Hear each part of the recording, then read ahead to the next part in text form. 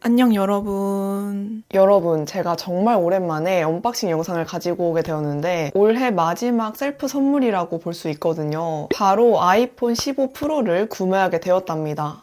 원래 15 시리즈가 10월 초중반쯤에 출시가 되었잖아요. 사실 저는 그전부터 너무 갖고 싶어서 계속 찾아봤었거든요. 근데 제가 그 당시에 사전 예약을 하지 않았던 이유가 첫 번째로 가격이 너무 비싼 것도 있었고 두 번째는 발열 문제가 있었어요. 이 두 가지 때문에 계속 고민을 하다가 결국에는 구매를 하지 않고 버텨왔는데 시간이 가면 갈수록 너무 갖고 싶은 거예요. 아무래도 저는 아이폰으로 영상이나 사진을 많이 찍고 있다 보니까 좀 더 성능이 좋은 핸드폰을 갖고 싶더라고요. 장바구니에 2주 동안 담아놓고 또 고민하다가 이제서야 이렇게 구매를 하게 되었답니다. 짜잔! 여러분, 이렇게 택배가 도착했는데 어제 자기 전에 주문을 해서 오늘 점심쯤에 도착을 한 택배예요. 저는 이번에도 쿠팡에서 구매를 하게 되었는데요. 언박싱 하기에 앞서서 여러분들께 잠깐 보여드릴 게 있거든요. 여러분 보이시나요? 이거 벌어진 거? 여러분 정말 거짓말 1도 안 하고 택배 내려놓는 소리가 나자마자 제가 나가서 가지고 온 거거든요. 진짜 손이 들어가는, 여기 아이폰을 쉽게 꺼낼 수 있게 이렇게 다 뜯어져서 온 거예요. 그동안 쿠팡에서 택배를 시켰을 때 강아지 사료나 화장품 같은 게 이런 식으로 뜯어져서 오긴 했거든요. 근데 이거는 100만 원이 넘는 거의 200만 원에 가까운 금액이잖아요. 이거는 좀 아니라고 봅니다. 그러면 여러분 잔말 말고 빠르게 뜯어보도록 할게요. 짜잔! 저는 이번에 아이폰 15 프로 자급제로 화이트 티타늄 512로 구매하게 되었고요. 가격이 원래 200만 원인데 와우 할인가로 190만 원에 구매했습니다. 확실히 전보다 박스가 얇아지는 그런 느낌이 드는 것 같고 여기 뒤에 아이폰 15 프로 화이트 티타늄 512로 적혀 있고요. 제조는 11월 달에 됐네요.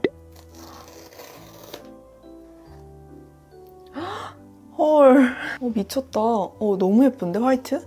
미쳤다. 아니, 여러분, 컬러감이 너무 예쁜데요? 제가 사실 컬러 고민만 일주일을 넘게 했어요. 그 후보에 블랙이랑 화이트 두 가지가 있었는데 제가 두 컬러 다 구매해서 사용해본 적이 없었거든요. 블랙은 뭔가 시크하면서 깔끔한 느낌이 들고 이 화이트 컬러는 화사하면서 오랫동안 질리지 않게 사용할 수 있는 그런 느낌이 들어서 고민하다가 이 화이트로 구매하게 되었답니다. 사실 어제 애플 매장 가서 카메라 비교도 해보고 이것저것 둘러봤거든요. 근데 의외로 실물로 보니까 내추럴 컬러도 진짜 예뻤어요. 근데 진짜 뒤에 질감이 미쳤다.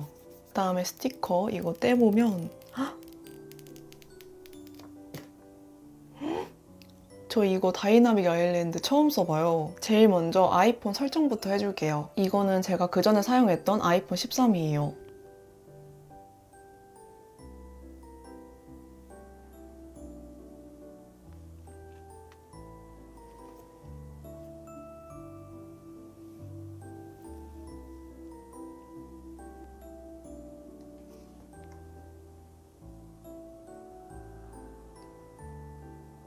업데이트하는 동안에 박스 안에 있는 거를 잠깐 보여드리면 먼저 이 유심칩 꼽을 수 있는 거랑 그 애플 스티커 한 장이 들어있고요. 이번에 C타입으로 변경됐잖아요. 되게 튼튼하면서 탄탄한 선으로 되어 있는 충전선이고 양쪽 다 C타입으로 되어 있어요. 여러분 지금 아이폰으로 데이터 전송 중이라고 하는데 2시간이 남았다고 하거든요. 그러면 아직 시간이 많이 남았으니까 제가 쿠팡에서 구매한 아이폰 15 프로 액세서리를 한번 뜯어볼게요.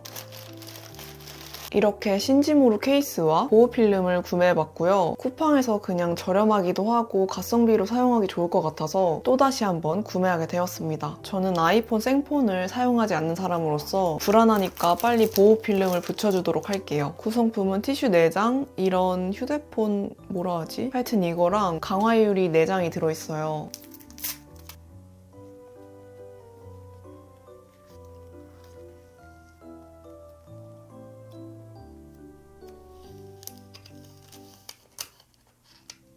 망했다. 안에 먼지 들어갔다.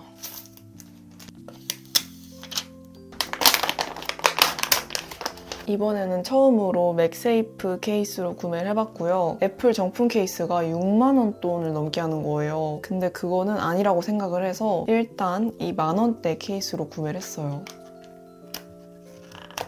딱 깔끔하죠? 헉, 괜찮다.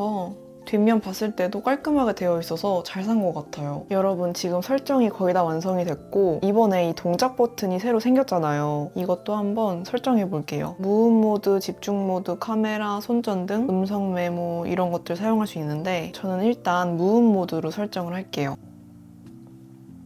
네, 여러분, 제가 아이폰 15 프로 설정까지 다 마치고 돌아왔는데요. 이거 설정하고 복원하는데 거의 2시간 정도가 걸린 것 같아요. 제가 아이폰 15 프로를 몇 시간 동안 잠깐 사용해봤지만 꽤 괜찮다고 느꼈던 부분들이 있어서 여러분들께 간단하게 후기를 말씀드리려고 해요. 첫 번째로 마음에 들었던 건 바로 무게감이에요. 제가 기존에 사용했던 게 아이폰 13이고 이게 15 프로잖아요. 이렇게 올려놓고 두 가지 무게를 비교해봐도 이 13이 조금 더 무거워요. 심지어 이거는 프로가 아닌 일반 모델이잖아요. 이 15 프로 자체가 가볍게 나온 게 확 느껴지더라고요. 두 번째로 마음에 들었던 건 바로 음질이에요. 저는 주로 멜론으로 음악을 듣고 있거든요.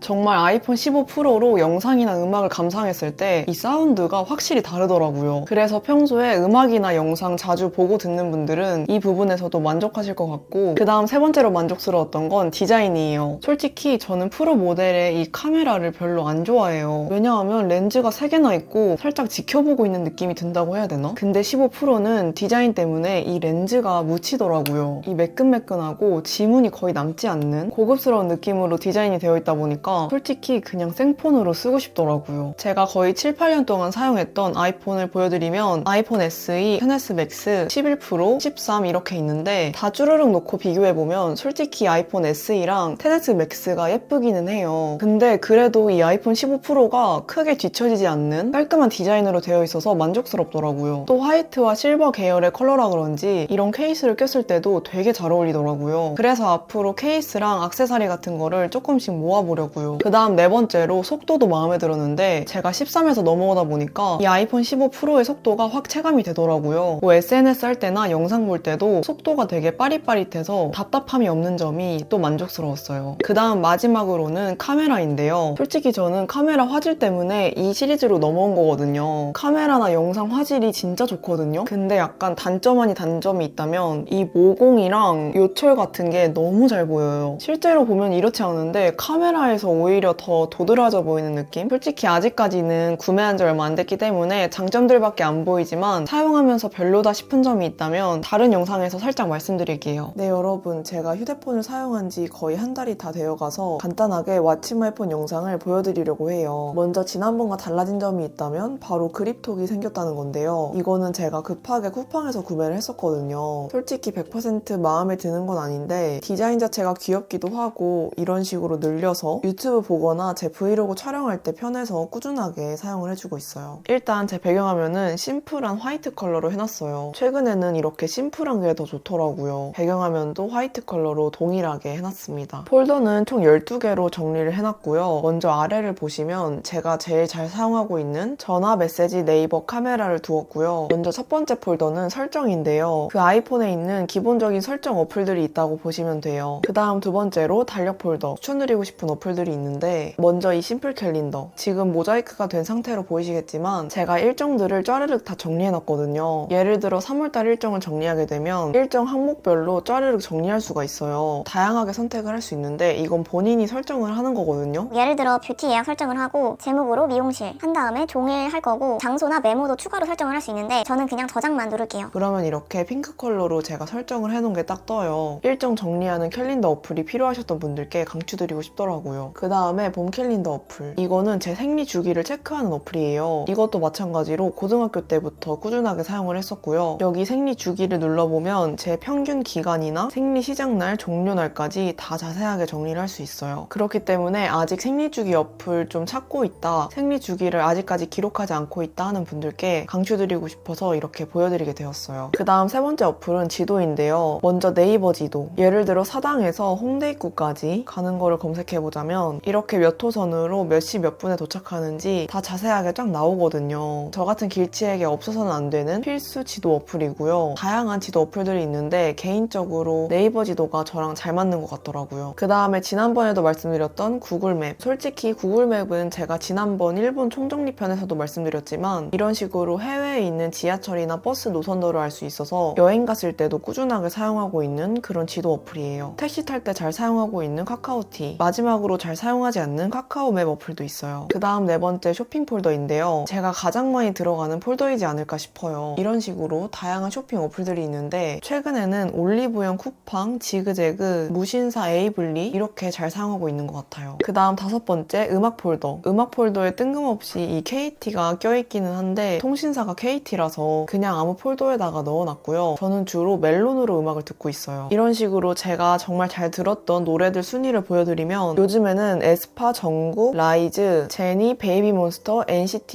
127 이분들의 노래에 다 빠져버렸거든요. 개인적으로 K-팝 러버이기 때문에 운전할 때 없어서는 안 되는 노래들이에요. 그 다음 여섯 번째 유튜브 폴더. 제가 아무래도 유튜버라는 일을 하고 있다 보니까 유튜브 관련된 어플들을 따로 다 정리해놨는데요. 첫 번째로 유튜브 스튜디오. 이거는 유튜브 하시는 분들은 필수로 갖고 계시는 어플일 거예요. 구독자 수나 조회수, 예상 수익, 시청 시간 등을 다양하게 알 수 있거든요. 지난번에 올렸던 영상 반응이 어떤지, 구독자분들이 어떤 댓글을 달아주셨는지 이런 것까지 자세하게 볼 수 있기 때문에 매일매일 들어가는 어플이 아닐까 싶어요. 그 다음에 유튜브 일 관련 메일이 오고 있는 지메일도 있고 개인적인 네이버 메일, 사진을 관리하고 있는 네이버 마이박스, 유튜브 어플, 기본적인 메일 어플도 있고요. 이 스페이스 클라우드는 저 같은 유튜버 분들이나 아니면 사진을 많이 찍는 분들께 강추드리고 싶은 어플인데요. 촬영이나 렌탈 스튜디오, 연습 스튜디오까지 다 빌릴 수 있는 공간 대여 어플이라고 보시면 돼요. 가격은 대략적으로 얼마인지 이런 것들을 다 알 수 있으면서 예약까지 할 수 있는 편리한 어플이기 때문에 가끔 스튜디오 이용할 때 잘 사용해주고 있어요. 그 다음 일곱 번째 은행 폴더. 물론 지난번에도 추천드린 적이 있긴 한데 가장 강추드리고 싶은 뱅크샐러드라는 어플이 있어요. 이거는 저의 순 자산과 계좌, 현금, 카드까지 다 정리해서 한눈에 보여주는 가계부 은행 어플이라고 보시면 돼요. 심지어 가계부도 따로 있는데 이거는 제가 작성하는 게 아니라 은행이나 카드를 연동해 놓으면 여기서 알아서 돈을 얼마 썼는지 쫘르륵 알려줘요. 먼저 1월 달에 수입이 얼마고 지출이 얼마인지도 써있고 이런 식으로 카테고리, 거래소, 결제 수단, 날짜까지 자세하게 나오기 때문에 가계부 작성 안 하시는 분들은 이 어플이 도움이 되지 않을까 싶어요. 그 다음에 SNS 폴더. 최근에는 인스타만 해주고 있다고 보면 되고 앞으로는 인스타에도 사진을 많이 올릴 계획이니까 제 아이디로 많이 놀러와 주세요, 여러분. 그 다음에는 여행 폴더인데요. 제가 여행 관련된 내용들은 일본 여행 총정리편에서 말씀을 드렸잖아요. 마이리얼 트립, 트리플, 여기 어때, 야놀자 이런 데서 많이 사용을 해주고 있고 번역기나 다른 나라 교통 어플까지 함께 뒀습니다. 그 다음에는 음식 폴더. 제가 또 음식에 진심인 사람이잖아요. 맛집 찾을 때 정말 신중한 사람이기 때문에 음식 폴더를 따로 만들어놨고요. 주로 배민이나 쿠팡이츠로 음식 배달을 시키고 있는데 제가 쿠팡 와우 회원이라 이 쿠팡이츠가 조금 더 저렴할 때가 있거든요. 그래서 쿠팡이츠랑 배민이랑 어떤 게 더 저렴한지 비교하면서 배달을 시키고 있어요. 그 다음에 맛집 예약 어플인 캐치테이블과 테이블링도 있고요. 서울의 유명한 뷔페나 오마카세는 미리미리 다 예약을 해야 되더라고요. 근데 그 중에서 캐치테이블을 가장 잘 사용했었고요. 우마카세, 오마카세, 호텔 다이닝까지 다양하게 볼 수 있기 때문에 특별한 날 식당 선택할 때 되게 편리하더라고요. 그 다음에 외붕이 폴더인데요. 아무래도 제가 자차가 있다 보니까 폴더를 아예 따로 만들어봤어요. 먼저 제 자동차 보험이 가입되어 있는 현대해상도 있고요. 또 제 차가 아반떼 현대차다 보니까 이 블루링크를 따로 다운받았어요. 문을 열고 닫고 시동까지 켤 수 있고요. 온도, 열선, 기타 상태까지 알 수 있기 때문에 아주 편리하게 사용하고 있는 그런 어플입니다. 마지막으로 사진과 비디오 폴더인데요. 먼저 셀카나 사진은 무조건 기본 카메라로 촬영하고 있어요. 제가 얼굴 보정할 때 사용하는 어플은 바로 에픽인데요. 이 에픽은 워낙에 유명해서 많은 분들이 사용하고 계실 거예요. 그 다음 색감 보정은 거의 대부분 필름화 어플을 사용해서 해주고 있는데요. 필름화는 유료 어플이에요. 그래서 2,000원인가 따로 돈을 지불하고 구매해야 되는 부분이고요. 솔직히 꾸준하게 사용해본 사람으로서 이 돈이 전혀 아깝다는 생각이 들지 않더라고요. 네, 여러분 이렇게 휴대폰 소개를 간단하게 해드렸고 개인적으로 저는 구매한 걸 후회하지 않고 100% 만족스러웠던 아이폰 15 프로고요. 이 아이폰 15 프로로 촬영한 브이로그 같은 거는 다음 영상에서 한번 보여드릴게요. 그럼 안녕.